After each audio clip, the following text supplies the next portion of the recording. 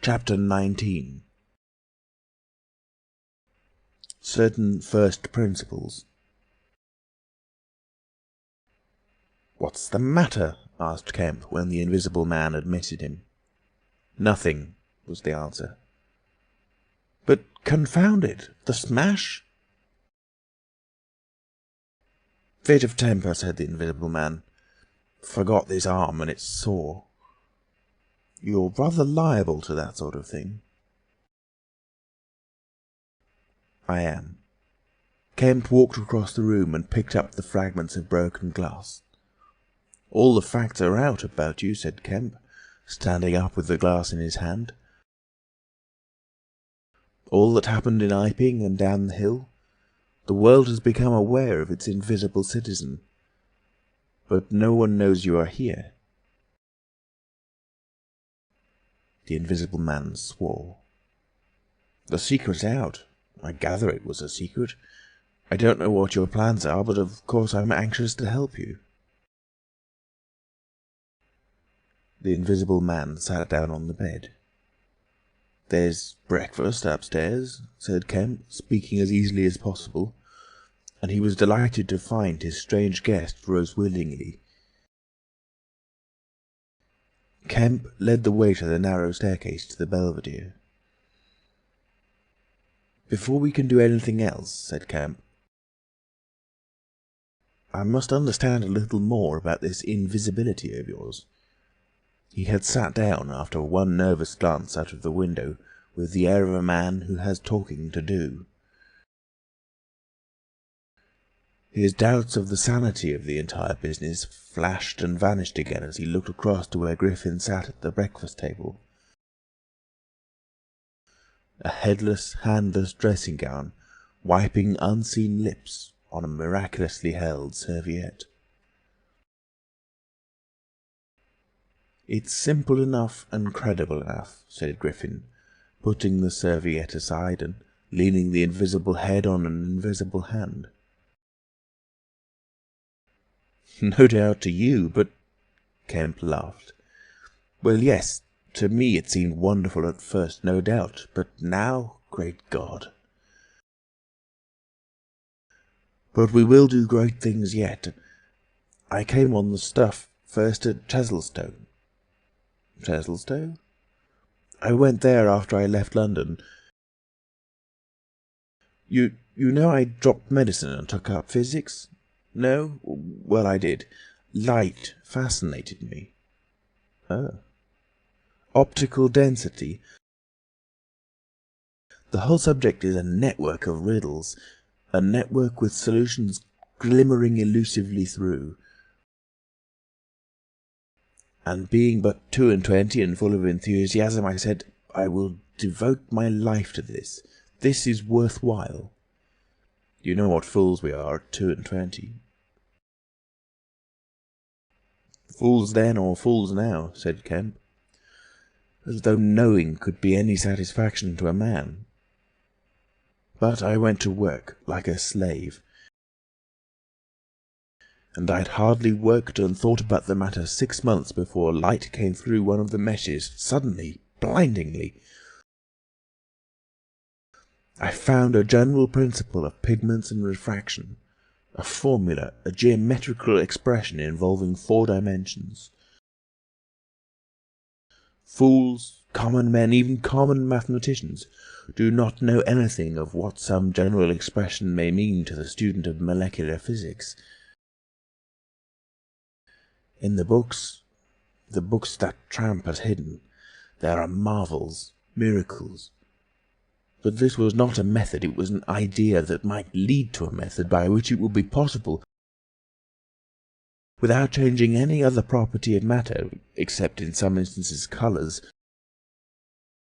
to lower the refractive index of a substance, solid or liquid, to that of air, so far as all practical purposes are concerned." "Phew," said Kemp, "that's odd. But still I don't quite see. I can understand that thereby you could spoil a valuable stone, but personal invisibility is a far cry." "Precisely," said Griffin. "But consider, visibility depends on the action of the visible bodies on light. Either a body absorbs light, or it reflects or refracts it, or it does all these things. If it neither reflects, nor refracts, nor absorbs light, it cannot of itself be visible. You see an opaque red box, for instance, because the colour absorbs some of the light and reflects the rest, all the red part of the light, to you. If it did not absorb any particular part of the light, but reflected it all, then it would be a shining white box, silver. A diamond box would neither absorb much of the light, nor reflect much from the general surface. But just here and there, where the surfaces were favourable, the light would be reflected and refracted, so that you would get a brilliant appearance of flashing reflections and translucencies, a sort of skeleton of light. A glass box would not be so brilliant, not so clearly visible as a diamond box, because there would be less refraction and reflection. You see that? From certain points of view you can see quite clearly through it. Some kinds of glass would be more visible than others. A box of flint glass would be brighter than a box of ordinary window glass. A box of very thin common glass would be hard to see in a bad light, because it would absorb hardly any light and refract and reflect very little. And if you put a sheet of common white glass in water, still more if you put it in some denser liquid than water, it would vanish almost altogether, because light passing from water to glass is only slightly reflected or indeed affected in any way. It is almost as invisible as a jet of coal gas or hydrogen is in air, and for precisely the same reason. "Yes," said Kemp, "that is pretty plain sailing. And here is another fact you will know to be true. If a sheet of glass is smashed, Kemp, and then beaten into a powder, it becomes much more visible while it is in the air. It becomes at least an opaque white powder. This is because the powdering multiplies the surfaces of the glass at which refraction and reflection occur. In the sheet of glass there are only two surfaces. In the powder the light is reflected or refracted by each grain it passes through, and very little gets right through the powder. But if the white powdered glass is put into water, it forthwith vanishes. The powdered glass and water have much the same refractive index. That is, the light undergoes very little refraction or reflection in passing from one to the other. You make the glass invisible by putting it into a liquid of nearly the same refractive index. A transparent thing becomes invisible if it is put in any medium of almost the same refractive index. And if you will consider only a second, you will see also that the powder of glass might be made to vanish in air, if its refractive index could be made the same as that of air. For then there would be no refraction or reflection as the light passed from glass to air. "Yes, yes," said Kemp, "but a man's not powdered glass." "No," said Griffin, "he's more transparent." "Nonsense." "That from a doctor? How one forgets! Have you already forgotten your physics in 10 years? Just think of all the things that are transparent and seem not to be so. Paper, for instance, is made up of transparent fibres, and it is white and opaque only for the same reason that a powder of glass is white and opaque. Oil-white paper fill up the interstices between the particles with oil, so that there is no longer refraction or reflection except at the surfaces, and it becomes as transparent as glass. Not only paper, but cotton fibre, linen fibre, wool fibre, woody fibre, and bone, Kemp, flesh, Kemp, hair, Kemp, nails and nerves, Kemp. In fact, the whole fabric of a man, except the red of his blood and the black pigment of hair, are all made up of transparent, colourless tissue, so little surfaces to make us visible one to the other. For the most part, the fibres of a living man are no more opaque than water." "Great heavens," said Kemp, "of course! Of course! I was thinking only last night of the sea larvae and all jellyfish." "Now you have me, and all that I knew and had in mind a year after I left London, 6 years ago. But I kept it to myself. I had to do my work under frightful disadvantages. Oliver, my professor, was a scientific bounder, a journalist by instinct, a thief of ideas. He was always prying, and you know the knavish system of the scientific world. I simply would not publish and let him share my credit. I went on working. I got nearer and nearer to making my formula in an experiment a reality. I told no living soul, because I meant to flash my work upon the world with crushing effect and become famous at a blow. I took up the question of pigments to fill up certain gaps, and suddenly, but by design, not by accident, I made a discovery in physiology." "Yes?" "You know the red colouring matter of blood?